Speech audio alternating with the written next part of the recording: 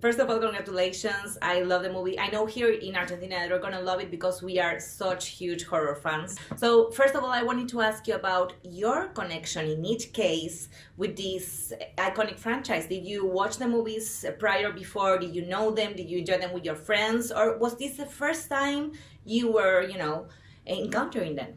Yeah, I mean, you have some extremes here, from huge fan on this end to not a horror fan, never having seen any of them.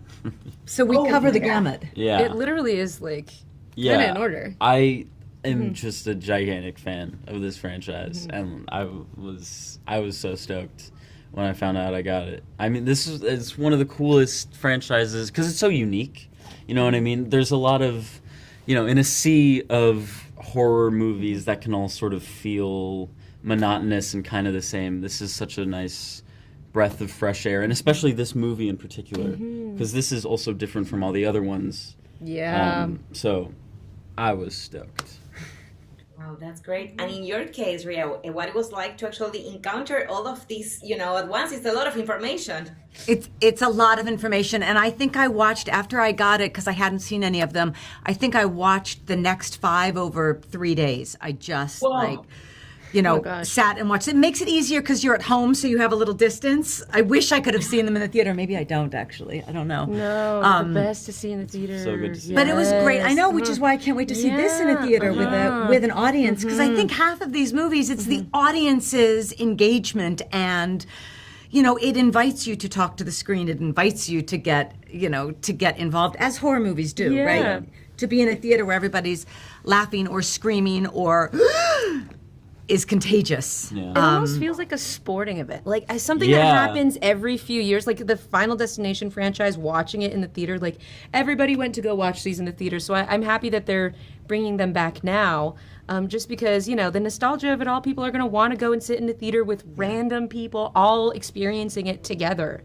I think that's with so some popcorn, cool. and some M&Ms. It's like an event. I agree. And Kaitlyn, in your case, I mean, you are the character who has, we're going to say premonition, like all the main characters have, and you have to carry that burden with you of pretty much being like the crazy person in the room at first. So what it was like as an actress to actually carry all that weight?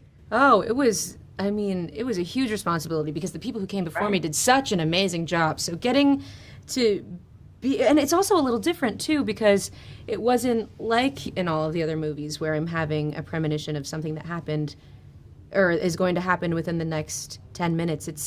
It's a nightmare. It's a dream that has been reoccurring for 3 months or so for Stephanie. So, I got to put a little bit of a fresh take on it, but every day was easier because of the cast. Every day, they were all so supportive, and it was so easy to work with them. So it didn't feel like a burden at all. It just felt like a great time to come to work and I'm play. just going to say along the lines, because she won't say this, she had so much heavy lifting. Kaitlyn had a really hard job because she's got to be in the middle of this, in the experience, in the nightmare, in the premonition. She also has to be telling all of us and the audience. So it really is a 3-pronged job as an actress that Kaitlyn had to figure out how to navigate and make it all feel different and like it has different arcs. It would be really easy to have it feel the same, which I think she did an incredible job doing. But I think it's really important to acknowledge that it's a really hard job.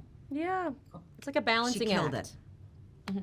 Yes, well, I agree completely. And finally, to wrap up, in a real Final Destination scenario, who would you think? I mean, do you have any faith in yourselves? Like maybe good reflexes, any Boy Scouts during primary school or something that you are like, okay, I could, be probably the last one to last. I'd probably be like 3rd or 4th.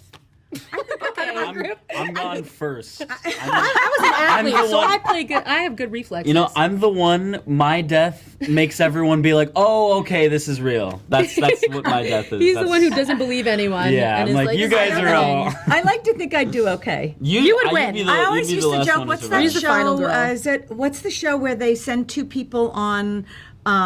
Naked and Afraid?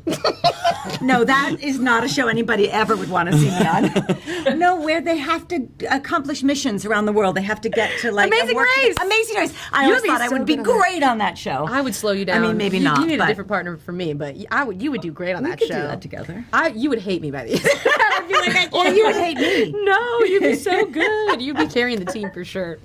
Well, great. I love the confidence. Well, thank you guys so much. Congratulations again on the movie. Had so much fun with it, and really hope to see you in another junket. Thank you. Maybe Dad's not actually coming for our family. Because that would be crazy.